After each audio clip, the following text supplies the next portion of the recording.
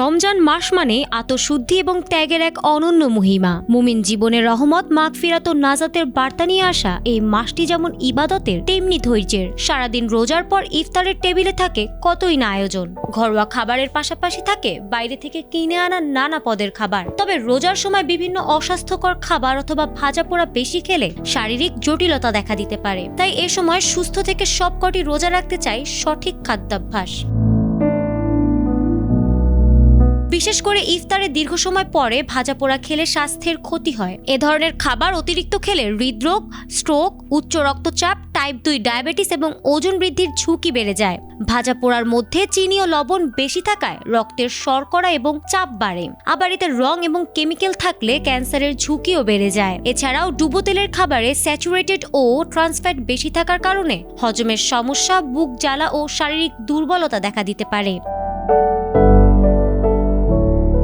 বিশেষজ্ঞরা পরামর্শ দেন প্রতিদিনের ইফতারের খাবার হওয়া উচিত সহজ পাচ্য ও কম তেল মশলাযুক্ত। খেজুর দিয়ে ইফতার শুরু করা উচিত। এরপর অল্প অল্প করে বিশুদ্ধ পানি, ডাবের পানি, লেবু পানি বা মৌসুমী ফলের রস খাওয়া যেতে পারে। তোকমা দানা, চিয়া সিড, ইসুপগুলের ভুসি ও তিসি মিশিয়ে গ্রহণ করলে শরীরকে প্রয়োজনীয় ফাইবার এবং পুষ্টি দেয়।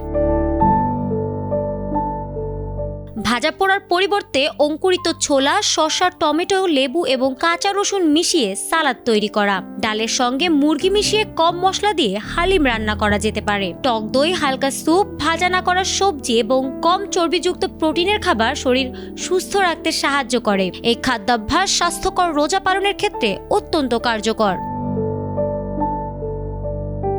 রোজার মাসে সঠিক খাদ্যাভ্যাস মানা হলে শরীর হজমের সমস্যার সম্মুখীন হবে না, ওজন নিয়ন্ত্রণে থাকবে, রক্তচাপ এবং শর্করা স্থিতিশীল থাকবে। স্বাস্থ্য সচেতন ইফতার গ্রহণের মাধ্যমে মুসলমানরা স্বাস্থ্যকর রোজা পালন করতে পারবেন। তাই রমজান মাসে সুস্থ থাকতে ভাজা পোড়া, অতিরিক্ত তেল মশলাযুক্ত খাবার ও প্রসেসড ফুড থেকে বিরত থাকা গুরুত্বপূর্ণ।